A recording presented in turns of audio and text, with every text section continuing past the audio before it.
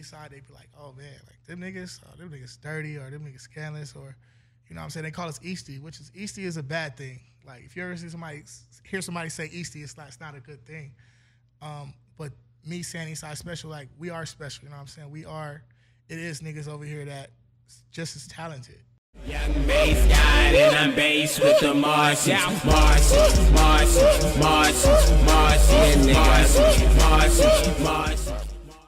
We were supposed to do one in Texas, huh? Yeah, we were supposed to do one in Texas, but I had to get the fuck up out of there. You're now tuned in to 1 a.m. radio live on Dash Radio. It's your boy Mars 3 times. This is the Mars Files. And today I got a very special guest, Airplane James, in the building. What's good, baby? How you doing? What's the deal, baby? Chilling, man, chilling. I'm happy to have you here. Like you were saying before, we were supposed to do this in South by Southwest. But what happened? You just had to leave? You already had too much of Texas? You know what? To be honest, I got my tickets really late. I didn't find out I was going to Texas till like that week of that I ended up there. I got my tickets Wednesday, got out there Thursday. Jeez. So it was just, the tickets was just crazy. I had to get back. Yeah. You feel me? I had to get back. I feel it. Yo, so you're from LA? Yes, sir. Where in LA are you East side from? of South Central. East side of South Central, and you say East side a lot in your music. What is the East side of South Central considered? Like what's the area? My area, it can span as far as Watts, but my area is Manchester, Broadway, between 87th and Wall. Right Okay. there. Okay. Well, what was it like growing up there? I really didn't have too much trouble. It was fun. Like, you know what I'm saying? I would say like the East Side is more family. Like, you know what I'm saying? Like every hood, that's the difference between the East Side and the West Side. 'Cause the West Side, the hoods are kind of spaced out. The East Side, it's a different neighborhood on every block. So you had to be real close knitted with your people. You know what I'm saying? Because they could turn a corner and it could end up bad. You know what I'm saying? But I really didn't have too much trouble growing up there. Word. So, and then at what point do you get into music, or how do you get into music? I always did music. Like, that's the crazy part. Like, whether I was in, my grandma used to make me go to church. I was in the choir. I really didn't do no singing, but I was just always into. What were you doing in the choir? My grandma made me do that shit. But as far as like, I remember as far as back being 13, 14, I got this MP3 that my brother gave me, and the first song I did was a freestyle over Bow Wow, Fresh as I'm Is. It probably was terrible, but I always did music. But took it seriously like 18. Word. How do you know, if you don't mind me asking? 27. Just turned 27 in March. Word. And how's the journey been so far? The journey, like, I feel like my journey just started. Like, that's the crazy part. I've been doing music since 18. Seriously, like, so how many years? That's over 10 years. And I feel like I'm just now getting the recognition. So to tell you about my journey, shit, I couldn't really tell you yet. I feel like it's just starting. It's just starting? Mm-hmm. Do you ever get frustrated when you see people pop up out of the blue and they just go, and you've been doing this shit for as long as you've been doing it, and like it just sometimes that shit do pop up in my heart. You know what I'm saying? I wouldn't be human if it didn't. Like, you know what I'm saying? I feel like I'm talented, and you know what I'm saying? Just watch somebody blow, like, but that's their time, you know what I'm saying? When I was younger, I used to feel like that, like, why haven't I? You know, but that's their time, man. I really don't feel no ways about it. Like, God gonna put it in front of me when it's ready. Yeah. So definitely. And you just dropped this project. It's East Side Special. Yes, sir. How did the title come about? Well, it came about in the midst of me working on my album. So actually, some of these songs were off the album, and I had too many. I had to cut some. So this is more like an EP. Yeah, it's an EP. And so on the East Side is a restaurant called Louisiana Fried Chicken. You ever had it? No. It's tight? Yeah, you got to go. Okay. They basically all in the hood. Like, they got one on Normandy. They got, like, all on the East Side. They everywhere, actually. But that's what it was themed off originally, like a little 4-piece. I only have 4 songs on it, but then we added another song.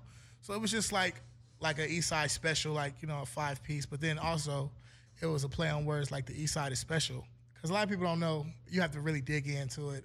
But South Central, like on the East Side, we kind of like the bastards of South Central. Why do you say that? Because, like, like, you ask anybody, like, from South Central, like, the the East Side, they be like, oh man, like them niggas dirty or them niggas scandalous or, you know what I'm saying? They call us Eastie, which is Eastie is a bad thing. Like if you ever hear somebody say Eastie, it's not a good thing.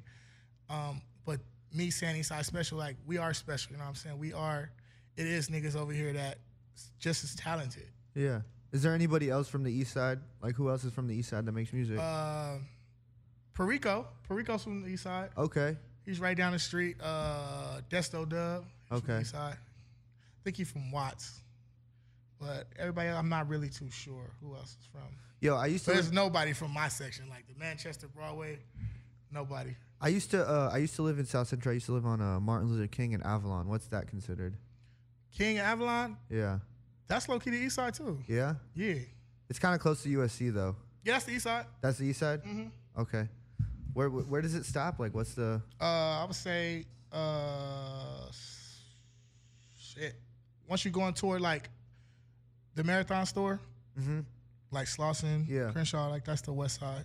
Word. I want to get into one of these songs on the project, actually the first one, and then we'll be right back. Okay.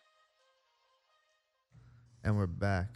So kind of off air we were talking, and I was just telling, I kind of wanted to keep this lighthearted, but I totally understand you wanting to speak about it. But like I was saying off air, I just feel like I don't know where my place is in all of this, because like I was telling you, like I'm kind of like an out of towner in a sense where I've, like, you know, I've only been here for 2 years. I didn't understand fully what Nipsey meant to LA until all of this happened. So I mean, I kind of just want you to talk about like what Nipsey meant to you. Shit, like Nipsey was our fucking, like, literally, like, our goal. Like, you know what I'm saying? Like, he was attainable. Like, whatever he did, like we have Kendrick, we have like Game, we have everybody else, but I think I can speak for the niggas that's really inside the neighborhoods. It was like they made it, like they did everything. You know what I'm saying? Not to say Nipsey didn't make it, but it was just like Nipsey was our superstar. You know what I'm saying? Like whether he ain't get no Grammys or whatever the case is, it was just like niggas was listening to Nip. Like it's just like for me, it was like I lost a brother. Like, you know what I'm saying? I watched him grow literally from selling CDs in that shop to, I remember, like, my cousin, rest in peace, gave me his CD, and it had Burner on my lap. And then I used to listen to that shit in middle school, and then it disappeared, and then he came back with a song called They Roll with Game. And I'm like, damn, if Game fucking with him, he must be on now, you feel me? Yeah. And then from that point on, the Hustle in the House came, and it was like literally growing with him organically. You know what I'm saying? For him, like just coming out the neighborhood and dealing with the politics, and he didn't go nowhere, you know what I'm saying? Because it's politics in every neighborhood. Motherfuckers feel like they deserve your spot, or motherfuckers try to force you to do some shit you don't want to do. And Nipsey stood right there, and I think a lot of us resonated with that. And so, you know, to see him go on the same corner was just like crazy, but I find peace in him getting his just due, him getting his flowers. Yeah. Like seeing all that shit, like the Staples Center, like shit, Obama, that shit tripped me out. Obama's wrote him, I'm like, God damn. So, I mean, that's why I'm finding, like, it's crazy because the nigga really grieving. I never met him personally. Only encounter I had with him, which I'm going to cherish to this day, like I was with my baby mama. I was driving down Slauson. And that's the crazy part, too. Niggas love that shit, too. He's so attainable. Like, you pull up in his hood, 9 times out of 10, you're going to see him front line. He was across the street at the Herald spot. He was solo. Like, I guess he was waiting on his food or something. I just rolled down the whip. Like, I rolled down the window like, what's up, Nip? And he just hit me with the end fingers. Like, I'm like, that was enough for me, though. Yeah, like, that's beautiful. That's Nip. You feel me? Beautiful. That's the only interaction I ever had with him. But, damn. Rest in peace, Nip, man. Do you think his presence is more felt now than it was when he was alive? Or do you think that, like, him passing is kind of... It's kind of like everybody kind of like lost their leader, and now they're like a little lost. I'll say for LA, we been knew what he was, and I can go on air and say that for everybody in LA. Like everybody gave him his flowers while he was here. Yeah. Globally, I feel like everybody's picking up and learning who he is now.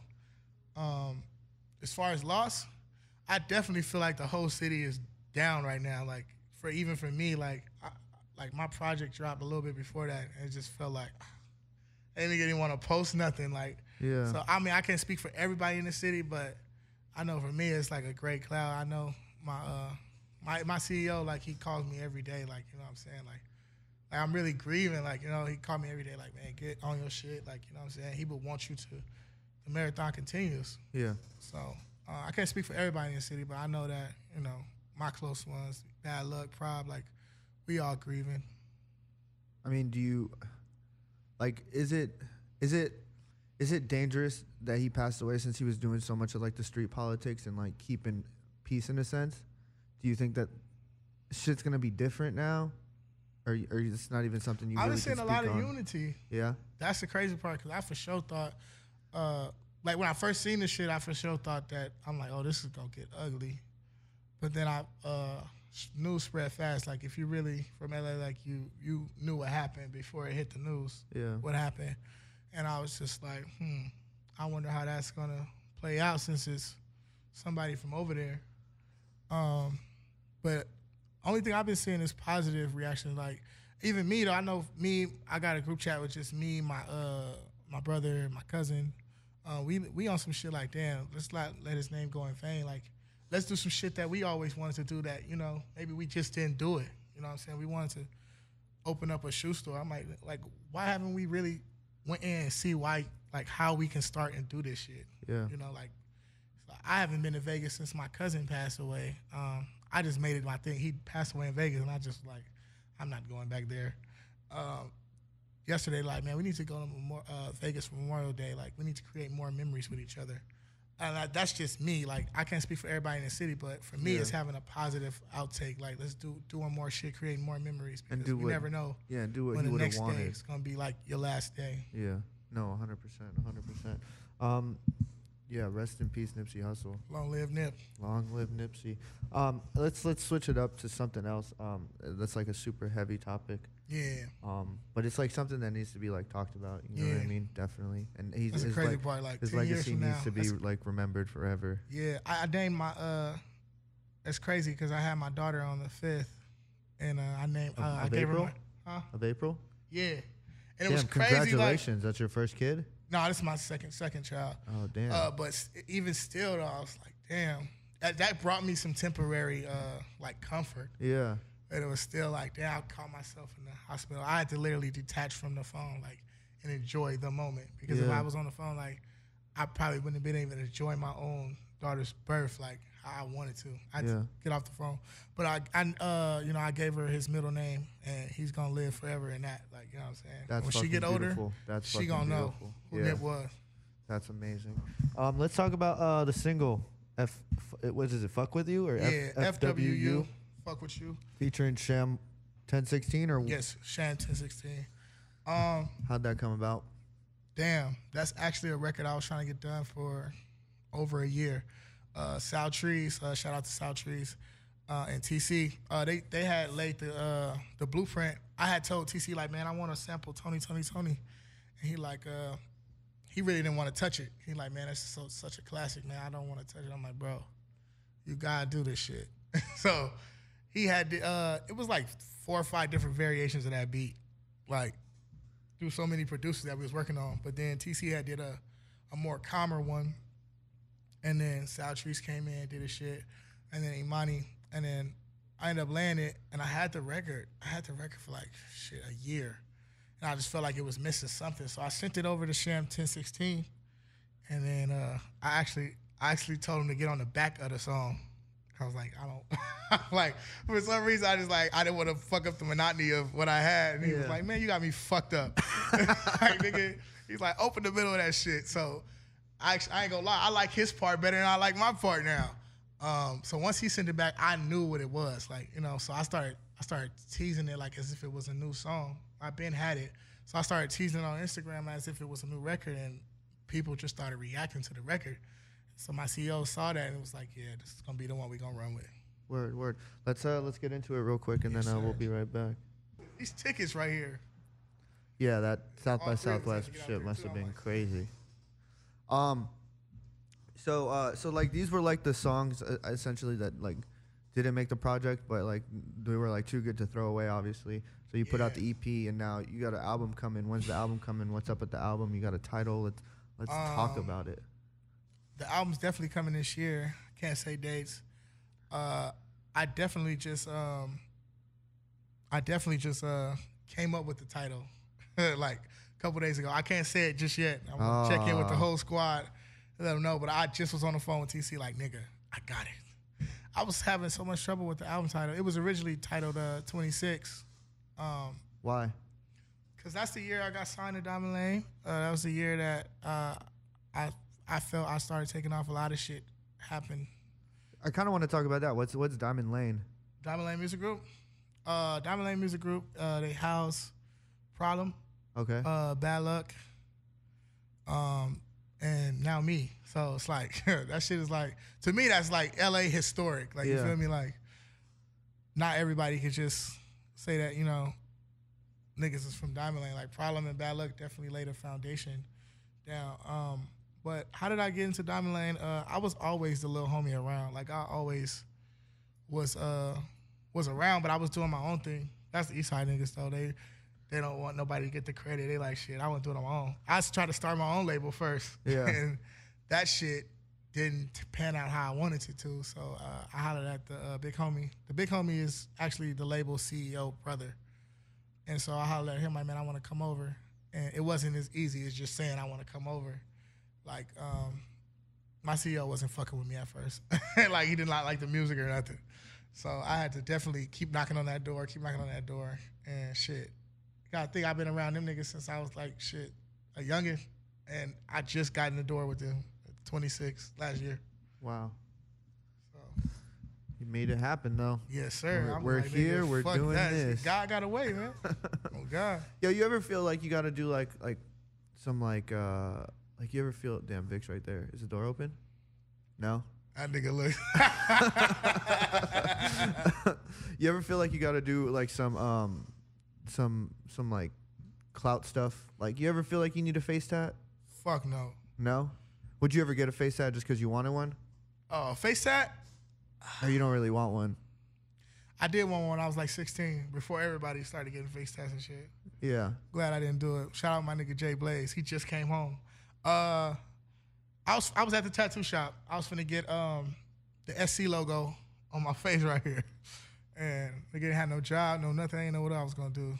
And he was like, my nigga, you get that face tat, my nigga, we gonna get out every single day. I'm like, damn. I don't mind getting down, but I don't want to fight you every single day, my nigga. I feel you know it. what? I I'm feel not gonna that get no face 100%. tat. I feel So it he was just 100%. like, he persuaded me not to get one. So now I'm like, I don't need one. Feel like- It look goofy now. I don't know. You see, I've wanted a face tat since like 2013, or at least I started tweeting about it in 2013. So like, if I ever do get a face tat, I'm just bringing back those tweets.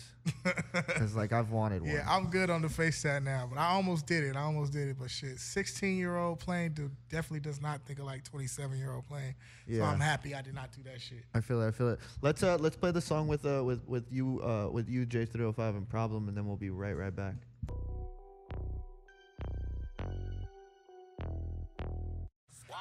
Boom. So that was Fast Checks featuring J305 and Problem, and now we got Rosecrans Vic in the building. Very special Fashionably guest. late. Oh, hold on. Let me turn on your mic. My bad. There you are. You can say it again. A very special late guest. You feel me? But yeah. I mean, how did you guys meet? Let's talk about that real quick.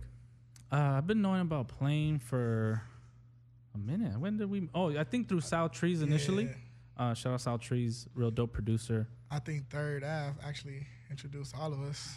That might have been. He'd be the low key one to like I connect just told him so that the other many day. people. That nigga hit me the other day about my daughter and shit. Yeah. He totally ignored my messages about music. I'm like, my nigga, Oh, when are you yeah. putting out some fucking music? Don't ignore my shit. Man, don't even ask me But about that. he That's so actually frustrating. linked. Third Ave was the first one to find me actually. Yeah. And then Third Ave put Sal Trees on me, and then Sal Trees came to the studio, and then Sal Trees heard the flame, and then he was like, yo. Yeah, it was like something like, oh, my boy Airplane James or something. And then I listened to music and I was like, yo, this is fire. And Shout out Third Ave. yeah, and the song that just dropped, right? Fuck With You. It's been like, there's been multiple versions of it. And I heard it for the past 2 years. And this is like the final form and it's so fire. And it's, to me, it's worth the 2-year wait. So what's the relationship with you guys? Are you guys going steady? No, I'm We just have a working relationship. Okay.